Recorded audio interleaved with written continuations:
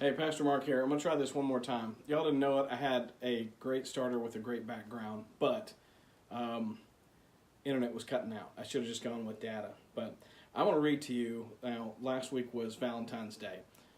We didn't do a whole lot for Valentine's Day because I was having surgery on my knee and everything was going on at that time. So, my wife is a florist. She said if I ever bring her flowers for Valentine's Day, she's going to kill me. So, I'm going to read to you something. This is the most profound thing that I truly believe has ever been written on the planet about love in any language, anywhere, ever. One time I was doing a Strong Bonds, and I got somebody who was of another faith to read it and to say, this is just so beautiful. And I asked him if he agreed, and he did. So he read this for me. He said, love suffers long and is kind. Love does not envy, does not parade itself, is not puffed up. Love does not behave rudely, does not seek its own, is not provoked, thinks no evil, does not rejoice in iniquity, but rejoices in the truth, bears all things, believes all things, hopes all things, endures all things. Love never fails. So this was something that was written quite a while back. You know, it really bothers me. Didn't mean to get on this.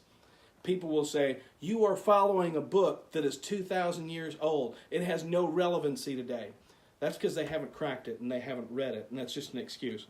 Plus, we could get into the age of the Bible and the things that people do pay attention to, but that's something else. Get with me on that, one-on-one.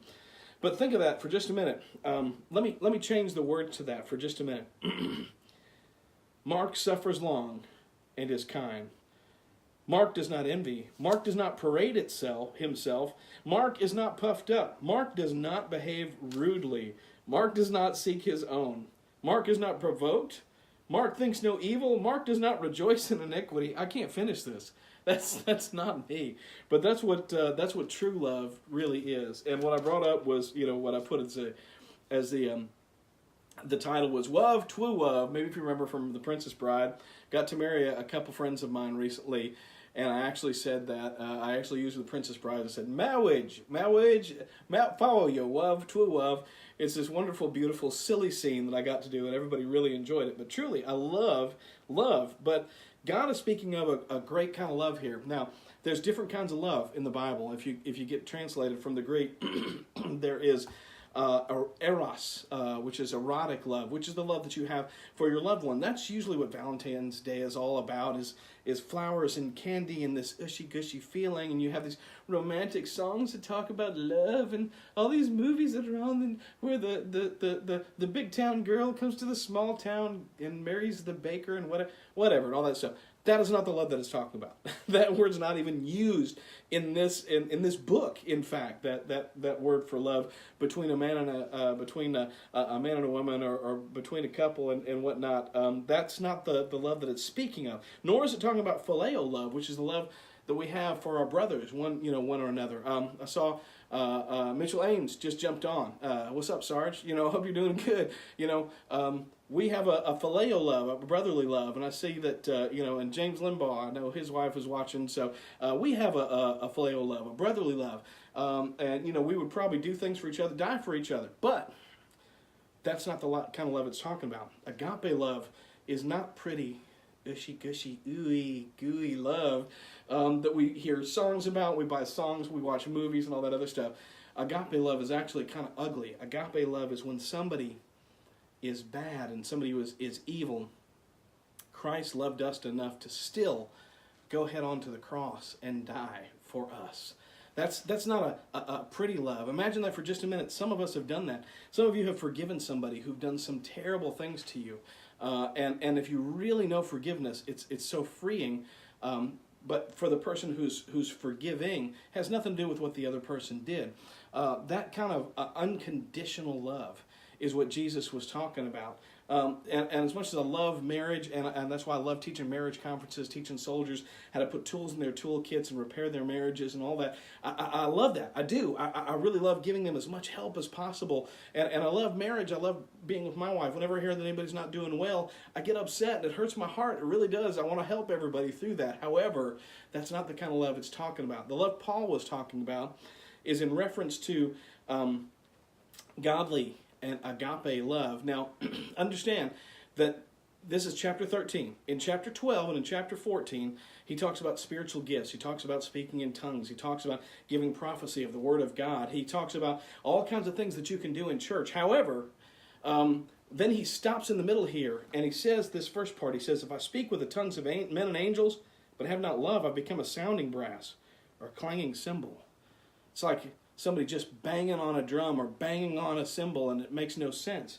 He says, if I have the gift of prophecy and understand all mysteries and all knowledge, and I have all faith that I can remove mountains and am nothing, but I have not love, I'm nothing. And I bestow all my goods to feed the poor, and though I give my body to be burned, and I have not love, it profits me nothing. Listen, I grew up in a Pentecostal church, so I understand wanting to have gifts, wanting to have the gift of tongues, or wanting to have the gift of interpretation. Prayed for that, and I never did get it. I do have the gift, you could say I have the gift of prophecy to discern the Word of God now. But what would we say, in a Baptist church? Well, how about if I read my Bible every morning, but I don't have love? It's like a clanging cymbal to God. What about if I pray for 45 minutes every single morning, but I have not love? It's nothing like it's like a clanging gong, and it means nothing to God. Christ's love for us was so strong that he he stretched out his arms, even when we were still sinners, when we had done nothing to redeem ourselves. He said, "I'm going to die for you." He said, "It is finished. The battle's over. Death, where is your sting? Grave, where is your victory?" He was so clear upon that. But so even when we were bad, when we were selfish. So think about that for just a minute. The next time maybe, and I thought about this with church things. Hey, I want my music played. And there's some people who say, hey, that's my pew. They do. They really do. Let me tell you a funny story about that, and then I'll wrap this up. I knew of a person. He works for Georgia Baptist. I'm not going to say his name. Went to South Georgia.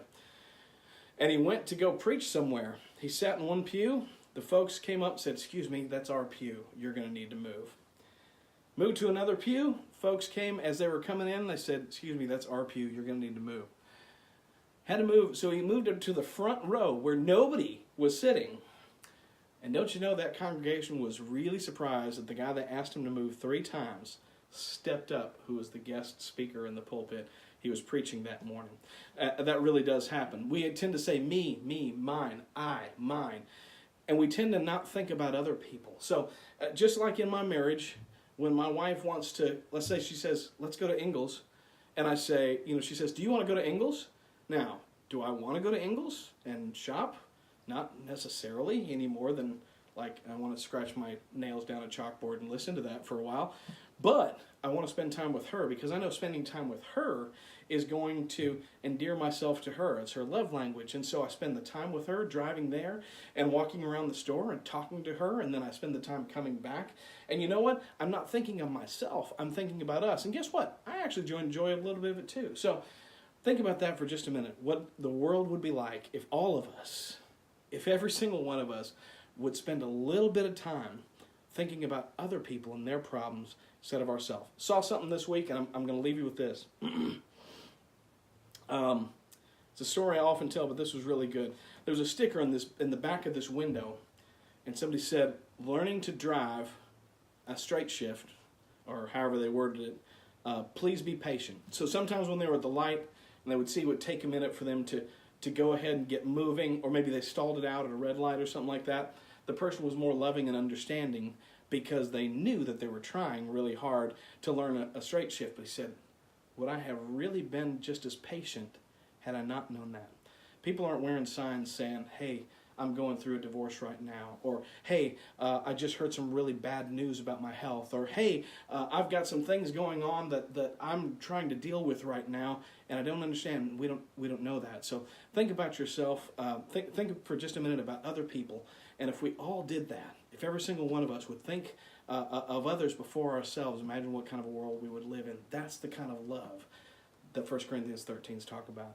I love y'all. This is Mark Lowe. Probably went on a little bit longer than I thought. So what's up, Mike Hardy? How you doing? Justin Hayes, how you doing? Billy Burt. So anyway, I love y'all. This is Mark Lowe, and I need some coffee.